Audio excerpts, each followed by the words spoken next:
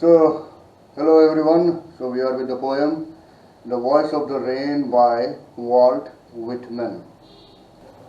Walt Whitman, one of the America's most influential poets, was born on May 31, 1819 in West Hills, Long Island, New York.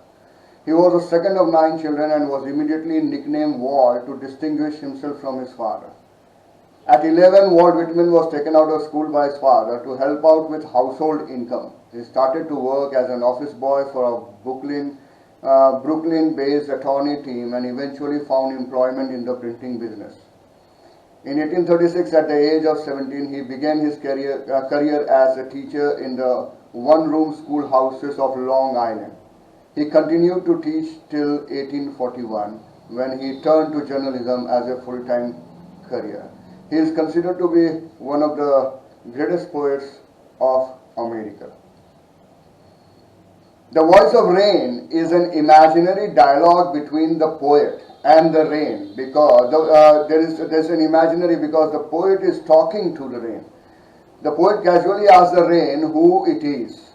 To his surprise, the rain answers the question and tells about its birth and end, its entire cycle.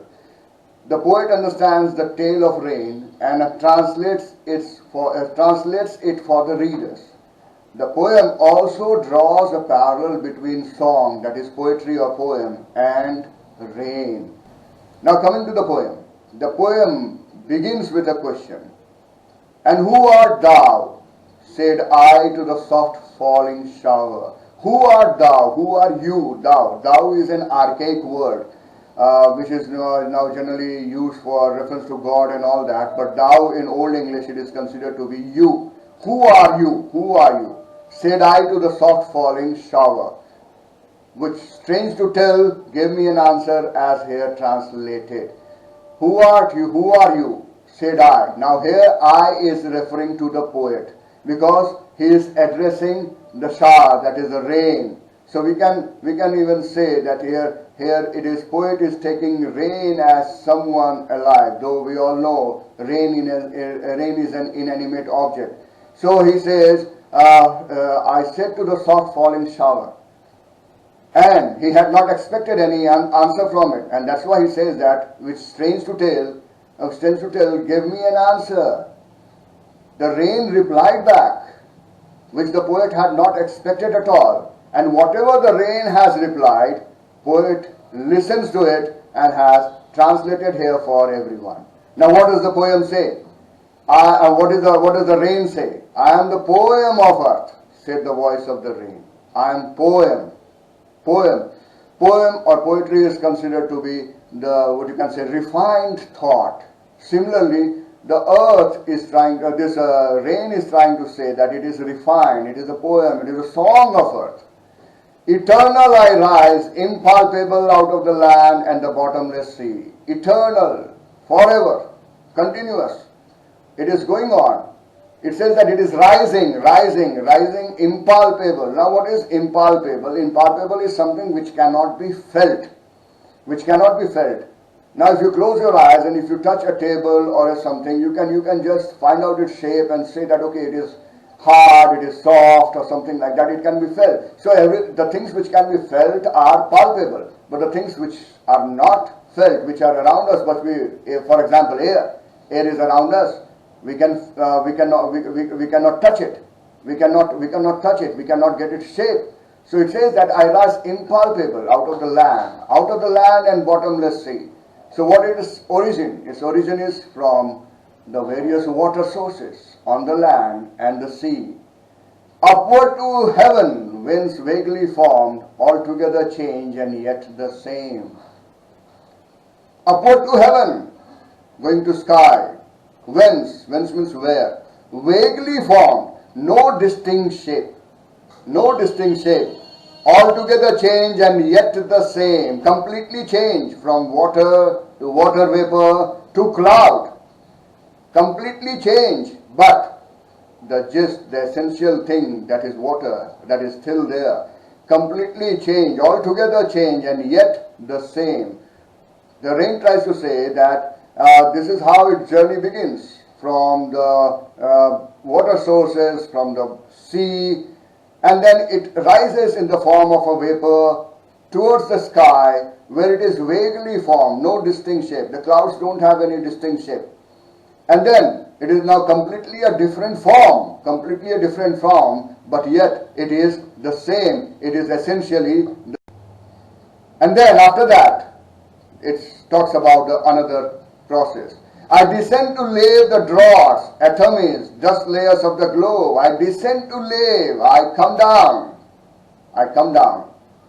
Come down to lave, to remove the dryness, to remove the dust particles which are on this earth. And all that in them without me were seeds only, latent, unborn.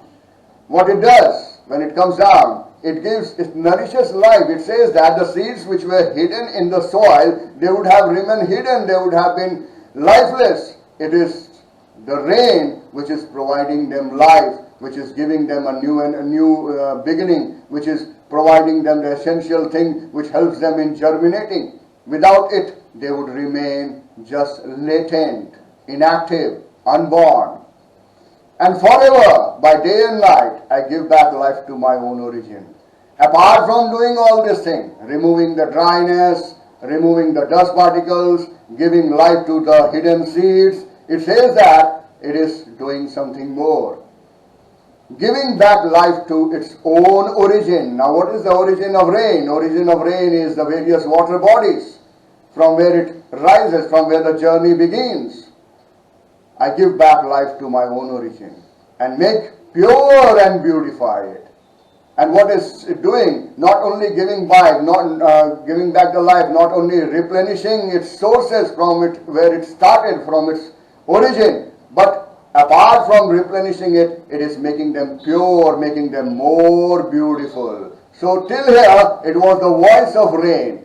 It was the thing said by the rain that the poet was trying to present before us. Now if we look at the end of the poem, the things are written in bracket. Now these are the expressions of the poet, who is drawing a parallel, a comparison between song, journey of rain and journey of song. He said that similarly, for song issuing from its birthplace after fulfillment, wandering, wrecked or unwrecked, duly with love returns. As the rain starts its journey from its origin, goes, takes various shapes, various forms, finally comes down, removes the dryness, removes the dust particles present in the atmosphere, gives birth or gives life to the seeds which are hidden, making its own origin more beautiful and pure. Similarly, a song issuing from its origin. And what is its origin? Its origin is the poet's heart. And then it wanders around, it moves around, fulfilling, doing its duty, fulfillment, wandering, wrecked or unwrecked, whether it has been acknowledged or unacknowledged, it does not matter. Whether it has been acknowledged or unacknowledged, but when it comes back to the poet, it presents the same sort of love which the rain gives to the earth.